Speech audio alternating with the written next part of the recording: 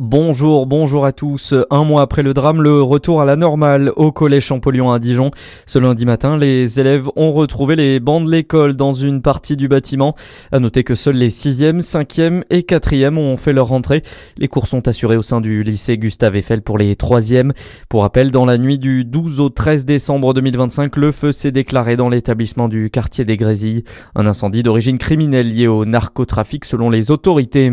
Autre incendie en milieu scolaire, cette fois c'est en Saône-et-Loire. Un restaurant scolaire a été ravagé par les flammes ce week-end. L'incendie s'est déclaré depuis le local poubelle. Aucun blessé, mais la toiture, la façade et plusieurs poutres ont été détruites. Une enquête a été ouverte. C'est une nouvelle étape dans la désescalade de l'épidémie de dermatose nodulaire chez les bovins de nos régions. Cette maladie qui, pour rappel, avait frappé une exploitation sur la commune d'Écleux dans le Jura en octobre dernier, puis plusieurs autres, notamment dans le Doubs. Une zone réglementée avait ainsi été mise en place couvrant une partie du Jura, du Doubs, de Côte-d'Or, de la Haute-Saône et de la Saône-et-Loire. Zone qui avait entraîné l'abattage des troupeaux et l'interdiction de déplacement des bovins des cheptels alentours. Mais depuis quelques jours, ce n'est plus le cas, Gauthier Baudin. Exactement, le protocole sanitaire est modifié après un certain temps. Cela faisait 28 jours qu'aucun autre foyer de dermatose nodulaire n'a été détecté après la désinfection préliminaire du dernier élevage infecté.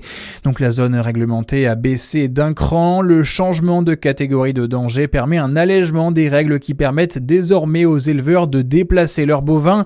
Si tout va bien dans les prochaines semaines et qu'aucun nouveau cas n'est détecté ou alors que suffisamment de vaches sont vaccinées, la levée de la zone réglementée se fera le 17 janvier. Elle deviendra alors une zone vaccinale avec des règles de mouvement assouplies. Et les préfets appellent tout de même le monde agricole au maintien de la vigilance pour mettre fin à l'épidémie.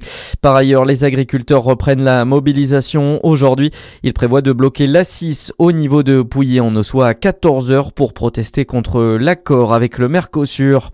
Dans le reste de l'actualité, 9 Français sont morts dans l'incendie de Crans-Montana en Suisse. C'est l'annonce hier du ministre des Affaires étrangères après le sinistre qui s'est déclenché dans ce bar-discothèque la nuit du Nouvel An. La totalité des 40 victimes ont été identifiées. La plupart sont particulièrement jeunes et la moitié sont mineurs. 119 personnes ont également été blessées. Le procès pour cyberharcèlement contre Brigitte Macron, le tribunal correctionnel de Paris doit rendre sa décision aujourd'hui. On le rappelle, 10 personnes sont accusées d'avoir diffusé ou relayé sur les réseaux sociaux des insultes et rumeurs sur la femme d'Emmanuel Macron, liées principalement à son genre et à son écart d'âge avec le président.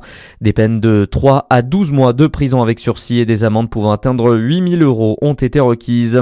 Et puis le rugby et le top 14, l'énorme carton de La Rochelle face à Toulon. Les Maritimes l'ont emporté hier 66-0 en clôture de la 14e journée. À suivre, la météo sur Fréquence Plus.